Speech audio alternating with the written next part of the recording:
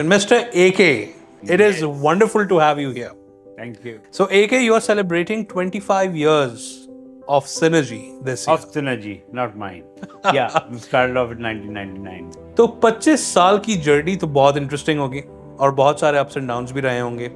ये बताएं शुरू कैसे और क्यों हुआ? शुरू ऐसे हुआ कि जो आखिरी जॉब थी उसमें इख्तलाफात हुए, डिफरेंस ऑफ ओपिनियन हुए, लेकिन उससे पहले भी एक और जॉब थी, एक ख्यालात थे कि भाई we can change, make a change, bring about a difference in the advertising industry. तो वो बिल्डअप होता रहा and then we got the opportunity and then we parted ways with whoever we were working with and we formed this agency out of the blue, completely out of the blue. Form the agency out of the blue कहने में तो बहुत आसान लगता है, लेकिन क्या करने में भी इतना आसान है? नहीं बहुत मुश्किल है. The other day I was asking कि यार मैं क्या था, स्टार्टअप था कि नहीं? उन्होंने कहा आप प्योरली स्टार्टअप थे. तो it was a purely startup operation because we had zero funding or anything like that, and we had nothing. We just had our last salaries, me and my partner with me, Imran Aman. हम दोनों की आखिरी salary थी था, तो उसके साथ हम और 7-8 या 10 लोग थे हमारे साथ, एंड वी जस्ट ओपन. तो जीरो फंडिंग के साथ आपने ओपन कैसे किया? Lots of praise from my parents and with the creator's help, and a lot of you cannot deny the fact that a lot of people helped. One of my friend helped with the कि जाओ जाके बैठ जाओ. He had a place, तो वो उसने help की. एक दूसरे दोस्त ने इक्विपमेंट दे दिया ऑन वेरी कन्वीनियंट क्रेडिट. बहुत सारे लोगों ने कुछ चीज़ें दे दी. There was people in the media who help us out in getting credit. That became easy. I cannot say that it was all by ourselves. It was helped by other people also. They chipped in. So शुरू के दिनों में finances के अलावा सबसे बड़े challenges कौन से आए? फाइनेंसेस तो मेन थे ना. उसके अलावा चैलेंजेस ये थे, बहुत सारे थे. We had no furnitures, we had no equipment, we had nothing, we had no facilities. छोटी छोटी चीज़ें होती हैं. आज लोगों से मैं कहता हूँ ज़रा कदर करो चीज़ों की.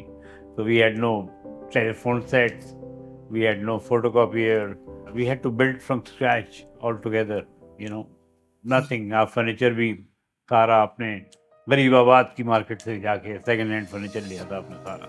ये तो फर्नीचर और इक्विपमेंट की बात हो गई, लेकिन उससे भी बड़ा रिसोर्स तो लोगों की होती है. लोगों को कैसे अपने साथ रखा? आपको मोटिवेट करने के लिए you have to have special skill. आपको एक बनानी पड़ती है लोगों के साथ. तो फॉर्चुनेटली मेरा करियर ऐसा रहा है कि मेरी हमेशा से एक इक्वेशन थी लोगों के साथ. इवन दो वो बड़ी डिफरेंट थी, लेकिन I had develop that equation, and that equation does not involve money. That equation involves a lot of empathy, a lot of understanding, you know, a two-way mutual understanding. तो इन सब के साथ थी, और इन्होंने कुछ नहीं सोचा. उनको ऑफर भी हुई, काउंटर ऑफर हुई. They just left and they came with us कि नहीं हम आपके साथ करेंगे काम. 25 साल पहले बहुत सारी और एजेंसीज, लेगेसी एजेंसीज और बड़ी बड़ी एजेंसीज इंडस्ट्री के अंदर एग्जिस्ट करती थी, और जब आपने ये स्टार्टअप स्टार्ट किया तो बहुत फियर्स कंपटीशन फेस करना पड़ा होगा. उसके बारे में बताएं. अब मुझे कभी मैं इस तरह नहीं सोचता कि फेयर्स कंपटीशन होगा. देखें, एक पैराडॉक्स है, आज भी है, पहले भी था, कि पहली नंबर की एजेंसी और सो कॉल्ड 20वीं नंबर की एजेंसी में काम में बड़ा फ़र्क होना चाहिए ना. लेकिन ये ऐसा नहीं है. छोटी एजेंसी भी बहुत अच्छा काम कर सकती है. आप अक्सर ब्रांड बिल्डिंग की बात करते हैं. इस अप्रोच में ब्रांड बिल्डिंग कहाँ आता है? Brand building is a very poorly understood concept in Pakistan. तो ब्रांड बिल्डिंग एक ऐसा कॉन्सेप्ट है कि अगर आपकी वो समझ में आ जाए तो you can do wonders. So like for example, हमने अपने ब्रांड बनाए हैं. आपने जो ये सवाल पूछा कि सिनर्जी इतने अरसे लेगेसी एजेंसी के साथ, तो ये लेगेसी एजेंसी 50 साल पुरानी एजेंसी थी. तो हमने तो 5 साल में अपना मनवा लिया था कि हम एग्जिस्ट करते हैं.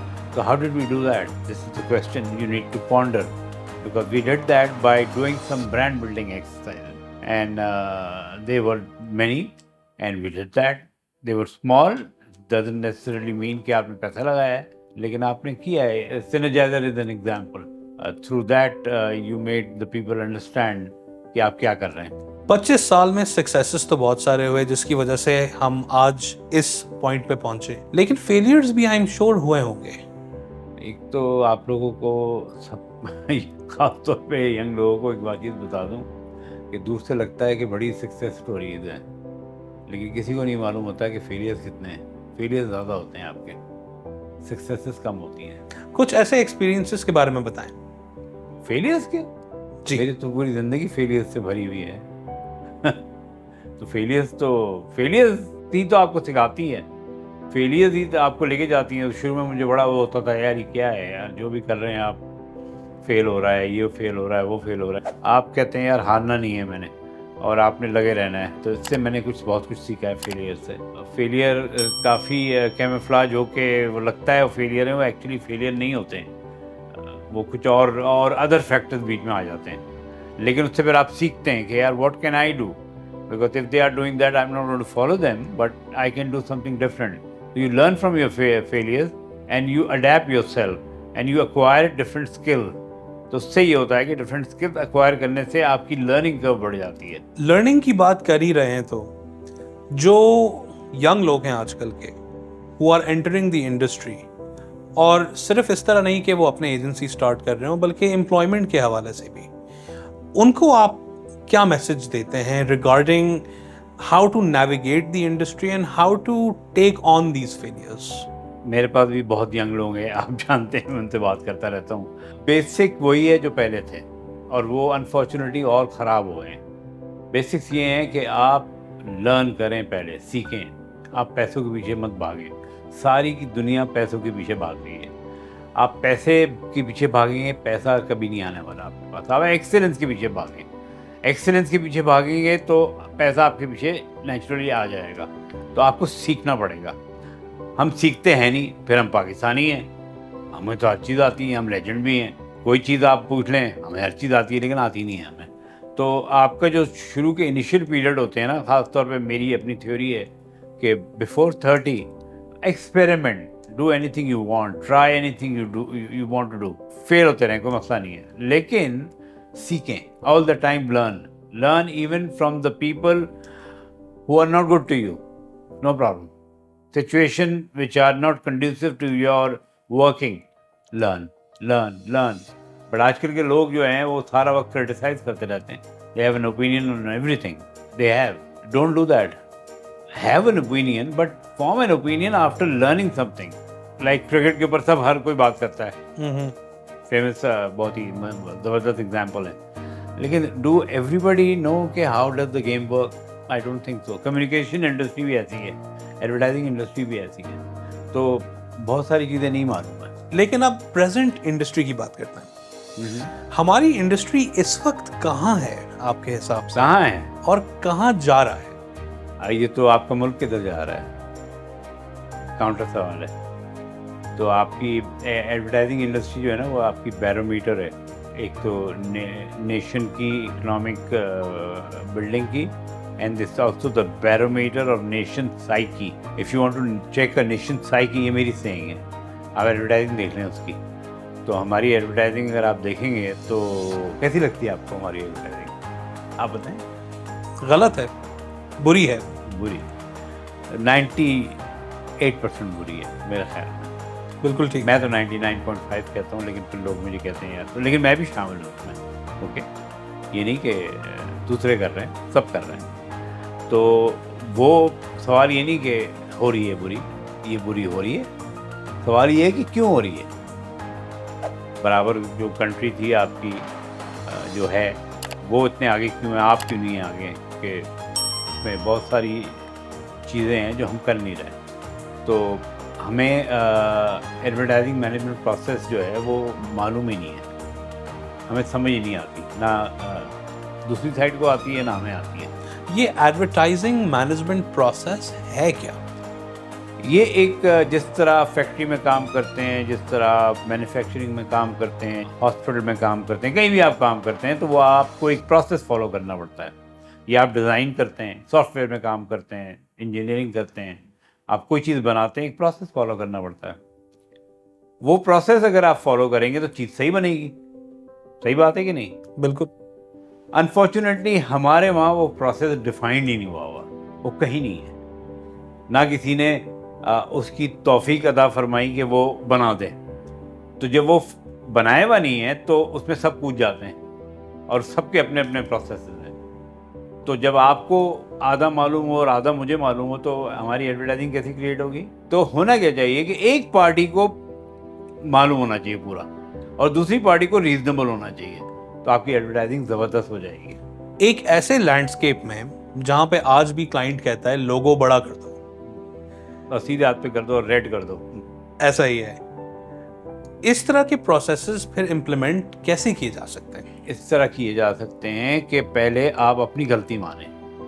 एजेंसी वाले अपनी गलती भी नहीं मानते। तो मैं पहले अपनी गलती मानूं कि ये जब आपका जवाब सवाल आया और आप मिसाल के तौर पर क्लाइंट हैं, लोगो बड़ा कर रहे हैं, तो मेरे पास जवाब होना चाहिए इसका, और इसका जवाब है बाय द वे। तो people are in love with their product. वो कहते हैं लोगो बड़ा कर देंगे तो लोग देखेंगे। ऐसा नहीं होता। पूरा एडवर्टाइजिंग का एक प्रोसेस होता है, तो वो आपको समझाना पड़ेगा। I have done that numerous time, और हो जाता है वो। ये नहीं होता कि हर दफ़ा वो मान जाए, लेकिन एक चीज़ समझ में आ जाती है क्लाइंट को कि इस बंदे को काम आता है, तो next time they listen to you. तो we need to inculcate this thing, which we are doing that in our agency, that everybody knows this process. The selling of this thing, advertising, it's the process. ये बना कैसे, इसका जवाब है। हर चीज़ का जवाब है। ये आपने क्यों किया, इसका जवाब है। अब किसी ने आगे बोला कि इसको बड़ा कर दें, इसको छोटा कर दें, आई डोंट लाइक इट, और जो सबसे फेमस सवाल है मज़ा नहीं आया, इन सब का जवाब है। तो आपको जवाब आने चाहिए, लेकिन वो जवाब के लिए आपको मेहनत करनी पड़ेगी, किताबें पढ़नी पड़ेंगी जिसमें आप इंटरेस्टेड नहीं हैं। किताबें पढ़ें, लोगों से बात करें, साइकोलॉजी पढ़ें, सोशियोलॉजी पढ़ें, मार्केटिंग पढ़ें। मार्केटिंग की एडवर्टाइजिंग वाला, अब मैं एडवर्टाइजिंग वालों को क्रिटिसाइज़ कर रहा हूँ, अरे बेपे नहीं मालूम है। जब आप मार्केटिंग की टर्मिनोलॉजी नहीं मालूम है आपको, तो आप क्लाइंट के साथ बात कैसे कर सकते हैं? नहीं कर सकते कभी आप बात। तो आपको मालूम होना चाहिए। तो ज़रूरी नहीं है कि आप हर चीज़ में एक्सपर्ट हों, लेकिन आपको बेसिक्स मालूम होने चाहिए। तो प्रोसेस ये है, और ये प्रोसेस के बहुत सारे हिस्से हैं। डिज़ाइन का भी पूरा एक लंबा प्रोसेस है, सही है। कॉपीराइटिंग का भी प्रोसेस है, अप्रूवल का भी प्रोसेस है। तो ये प्रोसेस चलते रहते हैं। तो you have to know all these processes. इतने सारे प्रोसेसेस को इम्प्लीमेंट करने के लिए कुछ ना कुछ टूल्स भी क्रिएट किए होंगे जी। पिछले 25 साल में। ऐसे कौन से टूल्स हैं जो कि सिनर्जी ग्रुप के अंदर क्रिएट किए गए और इस्तेमाल किए जा रहे हैं? हमने बड़े सिंपलिस्टिक टूल्स किए हैं, और एक होता है टूल क्रिएट करना और एक होता है इम्प्लीमेंट करना। पाकिस्तान में इम्प्लीमेंट करना एक बहुत बड़ा आर्ट है। तो मिसाल के तौर पे एक स्टेटस अपडेट जो कि मैंने क्रिएट किया था पहले से, बहुत पहले से, और वो मैं इम्प्लीमेंट किया हुआ है जो 25 साल से चल रहा है। तो every client has a status update जिसमें दुनिया की सारी चीज़ें लिखी हुई हैं। Everything is written down. तो आपने वो टूल इसलिए नहीं क्रिएट किया हुआ कि क्लाइंट को आप इम्प्रेस करें, इस वजह से कि उस टूल के थ्रू आप काम करेंगे। तो कोई चीज़ मिसिंग है, आप उस टूल के थ्रू बात करें। तो एक टूल वो है। एक टूल मैंने मैट्रिक्स बनाया है। वो मैट्रिक्स ऐसा है कि आप क्रॉस फंक्शनल काम कर सकें। तो अगर क्रिएटिव समझता है, ये इंटरेस्टिंग है आप लोगों के लिए, कि क्रिएटिव समझता है कि मैं लीड कर सकता हूँ, he can override the client service person, और कह सकता है कि यार ये मुझे प्रेजेंट करने दो and I can present it, और client service can do the same thing. वो क्रिएटिव को ओवरराइड कर सकता है। तो that's a matrix system, I call it matrix. वो आपने क्रिएट किया हुआ है। फिर आपकी मदद से एक और बनाया है, क्या नाम है उसका? ट्रैकर। वो हमने क्रिएट किया। तो we are into system, because मेरी फ़िलासफ़ी हमेशा ये है कि जब कोई चीज़ गलत हो जाए, सिस्टम बनाओ ताकि वो दोबारा रिपीट ना हो। मैट्रिक्स के हवाले से आपने एक बहुत इंटरेस्टिंग बात कही कि अगर क्रिएटिव को लगता है फॉर एग्जांपल कि कोई चीज़ सही नहीं हो रही और वो क्लाइंट सर्विस को ओवरराइड कर सकता है, तो वहाँ पे तो क्लाइंट सर्विस उठ के खड़ा हो जाता है, जैसे एजेंसीज़ में होता है कि ये मेरा डोमेन है, या क्रिएटिव अक्सर खड़ा हो जाता है कि ये मेरा डोमेन है। तो इस डिबेट को कैसे एंड करें? वही वाली बात, बैक टू द बेसिक्स, कि किसको वाकई मालूम है कि नहीं मालूम है। अब ये कौन बताएगा किसको मालूम है कि नहीं मालूम है? हर कोई समझता है इसको मालूम है, लेकिन अगर 3 बंदे बैठे हुए, 4 बंदे बैठे हुए कमरे में और एक बंदे की सुनी जा रही है, तो वो एक बंदे की क्यों सुनी जा रही है? रैंक सबका सेम है, क्यों सुनी जा रही है? Because of his knowledge, because of his understanding of the issue. और ये होता है, ज़िंदगी में भी होता है। हमारे वहाँ मसला ये है कि हमारी ईगो राइट करती है हर चीज़ पर, कि जो मैं कह रहा हूँ वो होगा। ऐसा नहीं होता। आपकी नॉलेज होनी चाहिए उस सब्जेक्ट के ऊपर। जब आपकी नॉलेज होती है तो फिर आपका जो प्यून है वो भी कर सकता है। He can also lead the campaign, why not? But you should know the basics. लेकिन ये कह देना कि मैं क्लाइंट सर्विस में हूँ या मेरी designation I am the I don't know may be the director client service, और मैं ये हूँ और मैं क्रिएटिव डायरेक्टर हूँ और मैं नहीं, ये this doesn't, according to me this doesn't work like this. So that's why Hind synergy ने ये सारे चीज़ें तोड़ी हुई हैं। I don't believe in all this कि जी मैं ये तो ऐसे ही होता है, ये ऐसे होता नहीं है, इसको करने का तरीका ही है, मैंने वहाँ काम किया था, वहाँ ऐसे होता था। आई don't believe in all this. जिस बंदे का जो काम है, जो कर सकता है, करके दिखा दे, वो आगे है, वो हीरो है। नॉलेज एक्विजिशन एक ऑनगोइंग प्रोसेस है। बेस्ट एवेन्यूज कौन से हैं किसी भी एडवर्टाइजिंग प्रोफेशनल के लिए अपनी नॉलेज को इस इंडस्ट्री में बढ़ाने के लिए? एक नहीं है, बहुत सारे हैं, मल्टी फैसेटेड हैं। मतलब आप किताबें पढ़ें, किताब पढ़ें, बुक्स पढ़ें, मूवीज़ देखें, किताबें हर टॉपिक की पढ़ें, आर्टिकल्स पढ़ें, अखबार पढ़ें। आजकल का क्या है कि आप इंटरव्यू ले रहे हैं, फिर लोग नाराज़ भी हो जाते हैं कि यार ये इसने ये बोल दिया। आप बात कर रहे हैं 12 साल 15 साल की बंदा या बंदी से बात कर रहे हैं क्लाइंट सर्विस के। आप उससे कहते हैं पाकिस्तान में एडवर्टाइजिंग की मार्केट क्या है, साइज़ क्या है? They have no clue. आप पूछते हैं क्रेडिट एजेंसीज कितनी है, नहीं मालूम है उनको, बेसिक इन्फॉर्मेशन नहीं मालूम है।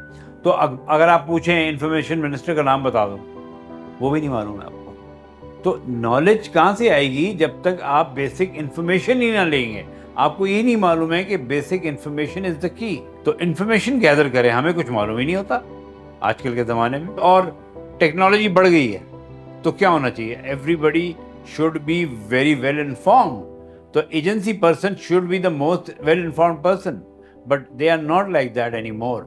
सो you need to understand. Advertising का एक फ़ायदा ये है कि you have a knowledge of various facet of the industry and other industries also.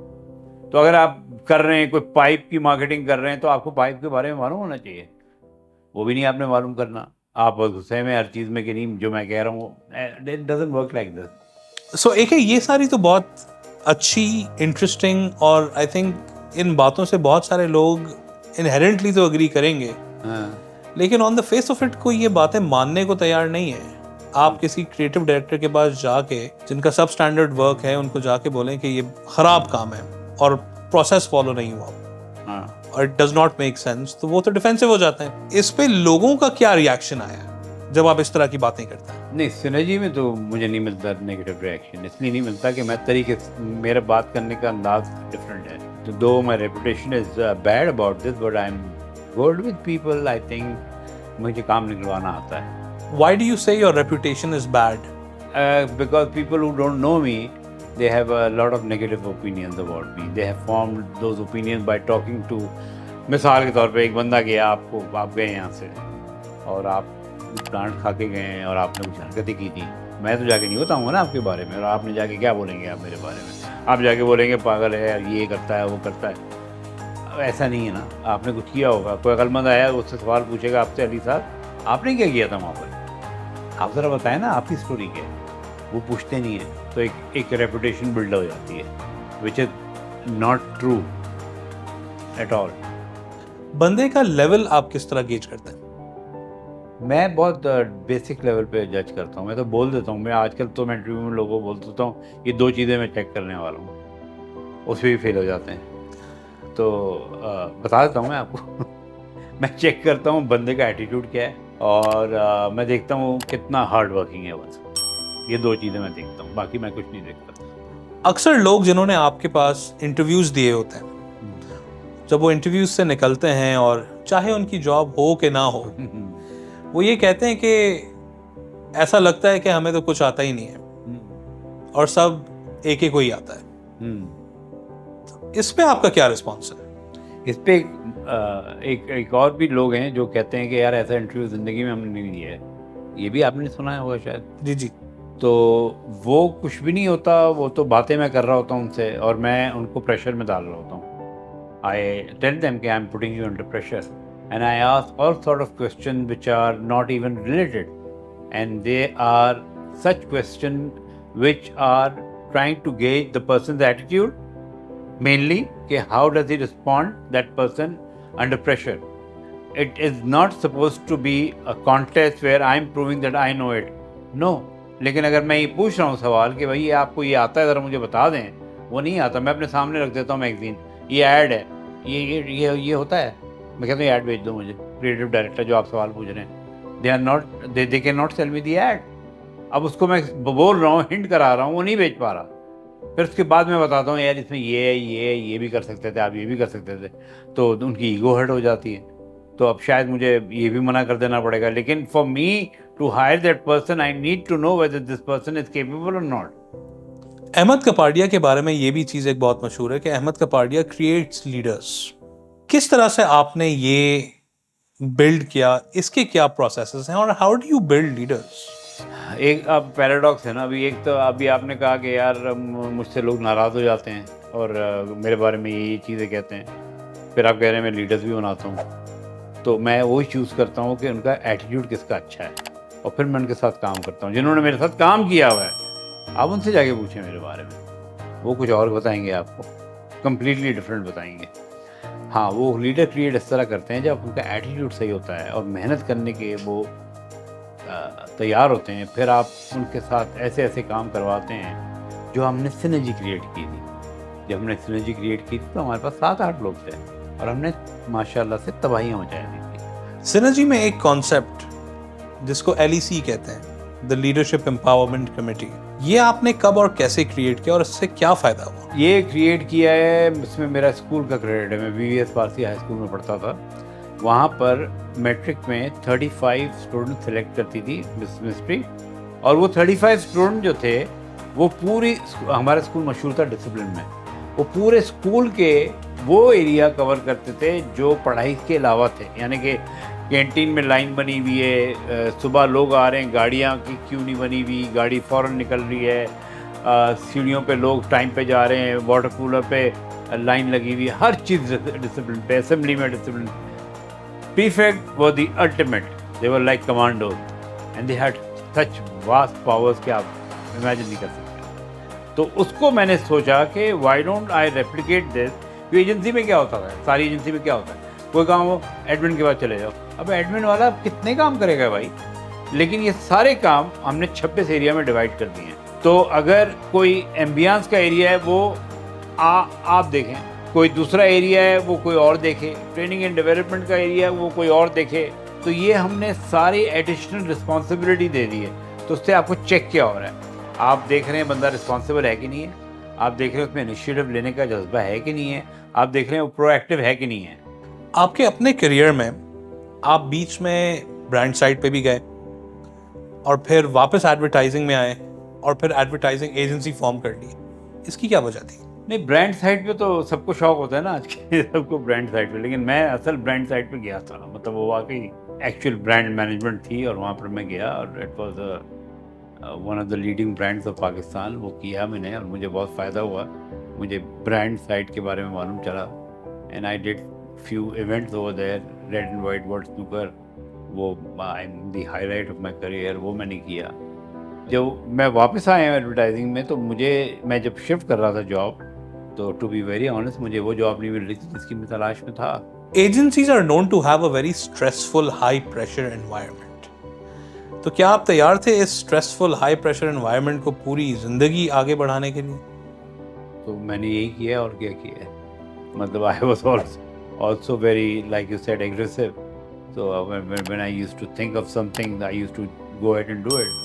तो आप एक कॉन्सेप्ट ये है कि आप एक तो 9 to 5 जॉब करें, मैं 9 to 5 जॉब नहीं करता था, मैं 10-10, 11-11, 12-12 बजे तक काम किया है मैंने, पूरी रात काम किया है मैंने।